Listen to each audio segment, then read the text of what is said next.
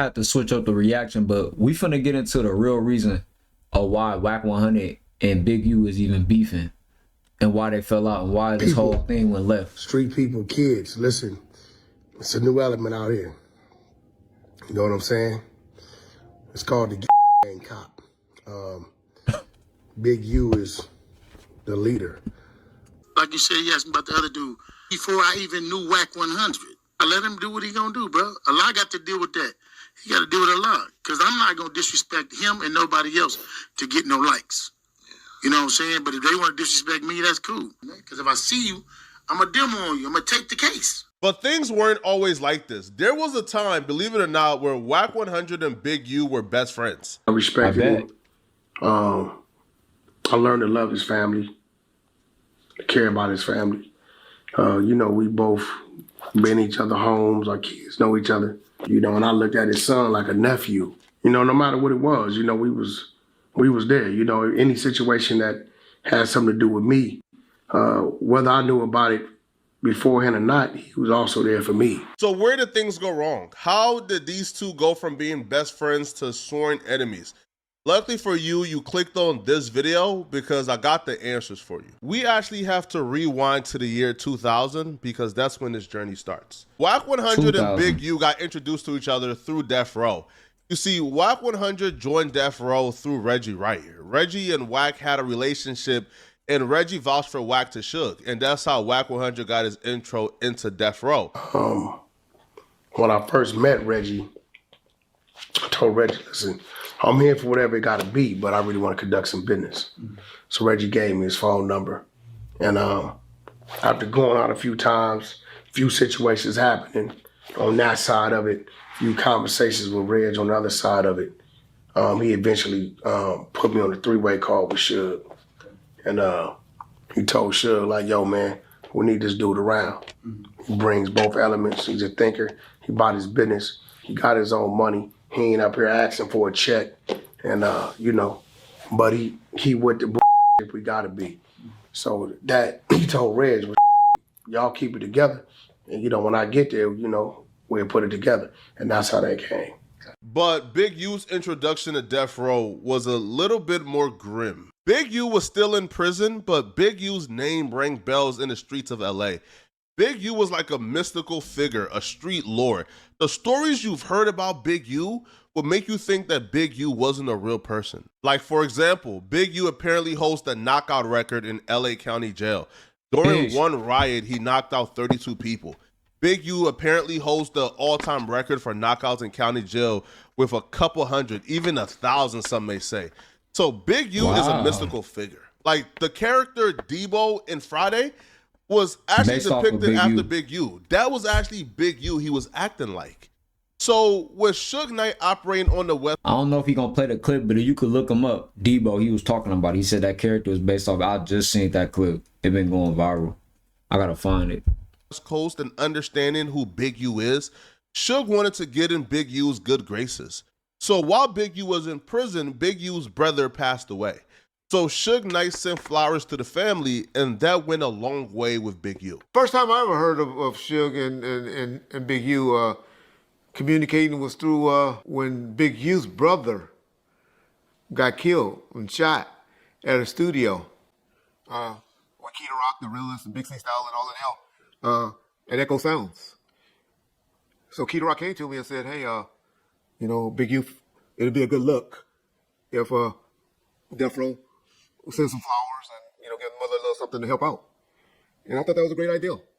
And I brought that to Suge and told Suge that, hey, you know, this guy Big U, his brother was there, even though when the Death Row function, those niggas was doing that on their own, corrupt, and the Realist had some dudes from Dallas come in town, and they were up there selling beats and raps and all trying to make some money, and some dudes came through and laid their ass out or got shot. And, you know, I think we, you know, gonna send a little check to help out and send some flowers. And she was like, yeah, it's cool. Yeah, do that. You know, gave me the blessings to do that. Big U really appreciated Suge sending a check and flowers and looking out, even though they didn't have a relationship and didn't know each other. So when Big U got out of prison, Big U and Suge actually formed a really tight bond. You think because we got home court advantage, you know what I mean? I'm Let's hook on it. Watch this. Oh stuff. damn, I never seen We it. don't have no parks where I come in my area.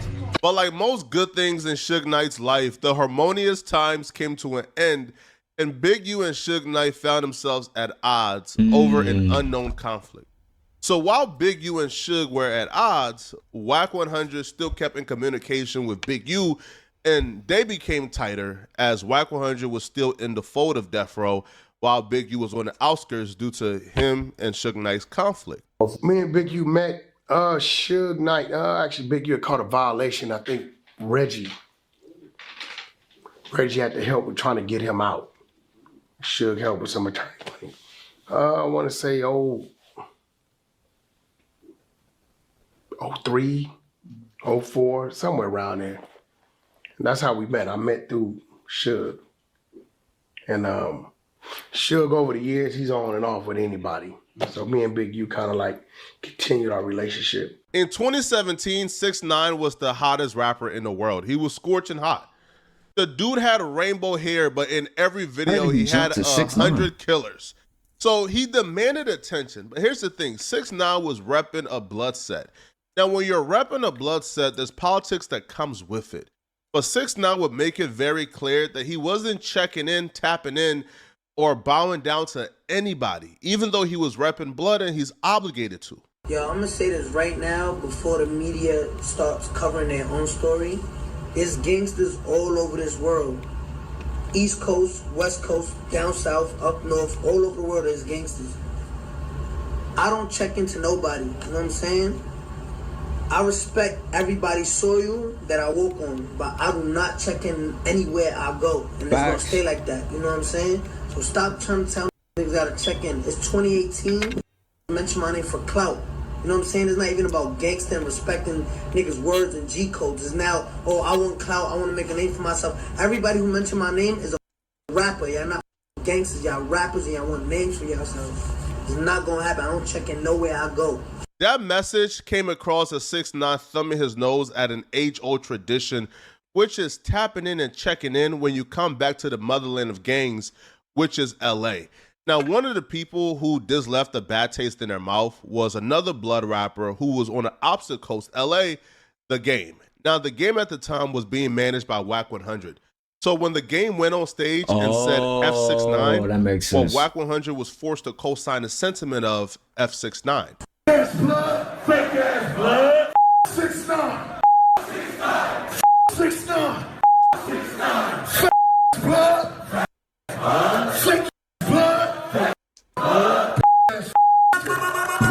The Game is signed to Wack 100. This So Wack industry, bro, 100 is was hilarious. forced to back up and co-sign the Game sentiments and ride with the Game no matter what.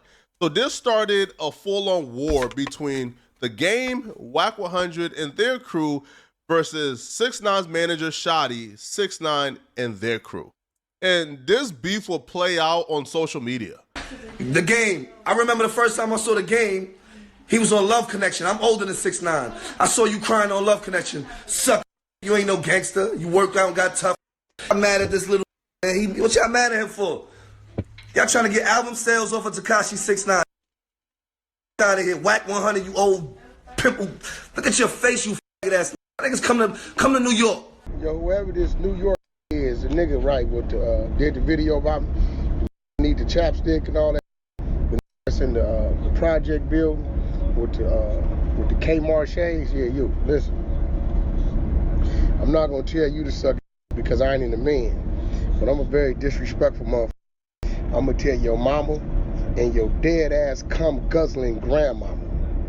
Yeah, tell them to suck on the dick now. I done went way past rap because I'm not a rapper. So me and you both know what it is. How you feel as a grown ass man with 3 kids on the internet trolling a 21 to be your son, bro? Like cut the out, bro. Let's be real. Wack 100, like let's be real. Like, come on, Wack.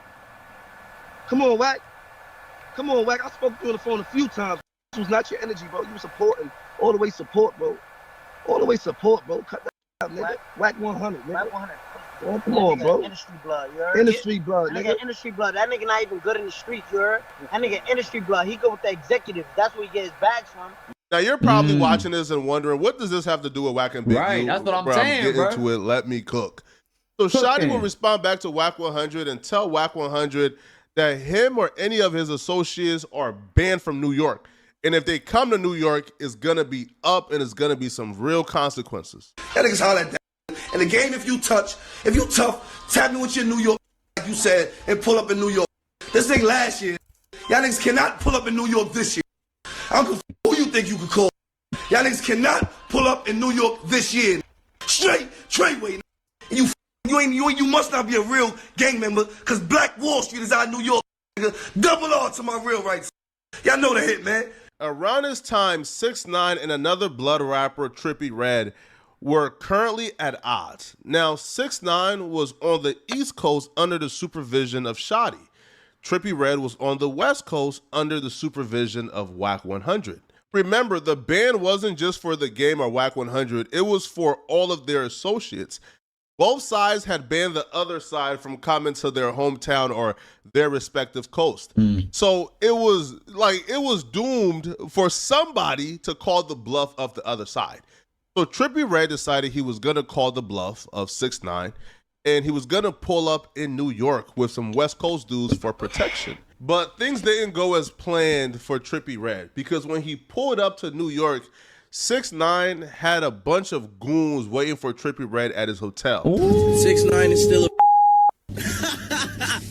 he's still a ass on him. This 6ix9ine done. He can't come to LA at all. At all. Never. Never. I got in my 12 if he comes to, bro, if 6ix9ine comes to LA, it's over. And I'm in New York right now, bro. You feel me? So it's like, if y'all really think, bro, about that, bro, looking back on this wave is crazy. Like,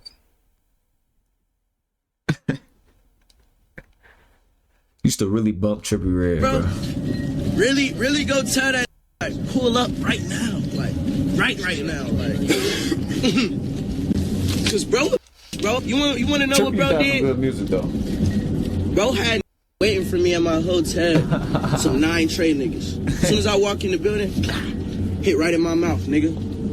Oh, they got a bone there. Chased 4 blocks. Chased you 9 Trey blocks. I chased the nigga myself, mostly. I ran them niggas down myself. Oh, they stole myself running? 6ix9ine will respond back, taunting Trippie Redd for thinking he could come to New York and go untouched. What's going on? But I feel really bad about it. Look at this wave, yo. Your chin is bruised up. 2 kids, this is crazy. You just can't be out here calling people gay, bro. You can't be supporting false accusations. You can't be ranting on live, talking about I'm good in New York, talking about New York this, New York that. Like, you just can't do that, bro. You should put some ice on that chin. It's bruised up. I feel bad, bro. See, you can't just start I didn't even see all this when this was happening. It was the non-trade. You can't do that, bro. That's not gangster. That's not. I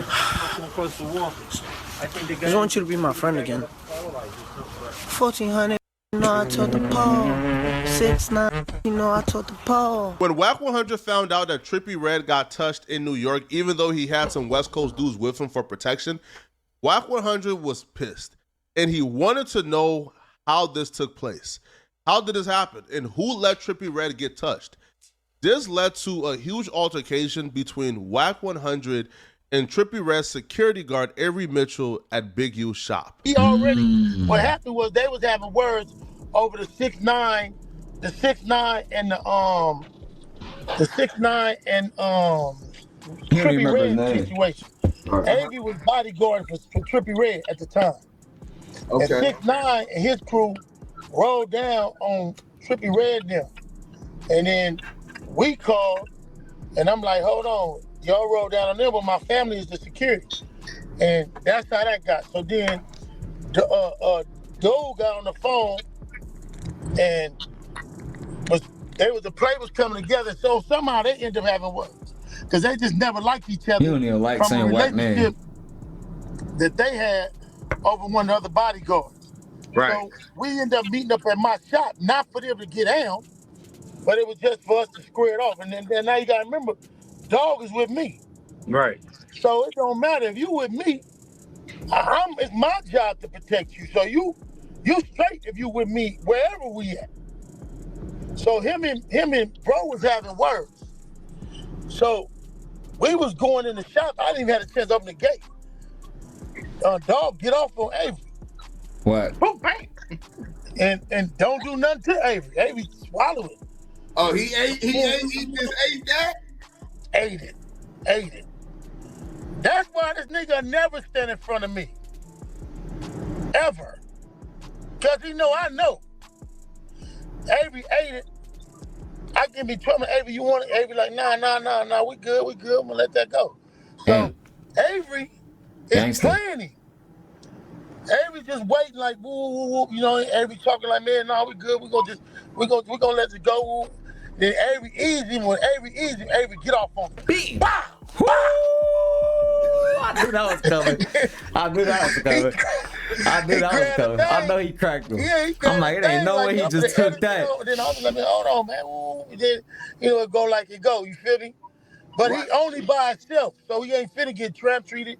He ain't finna get nothing. He ain't finna nothing. He finna get, you know what I mean? He ain't by himself. He with me, so he was with a whole lot of people. Right. So we squat, break it up. Now we like, man, y'all even, because they be like, nah, I want mine back. Come out like he did, boy. Hey, then we like, okay, now.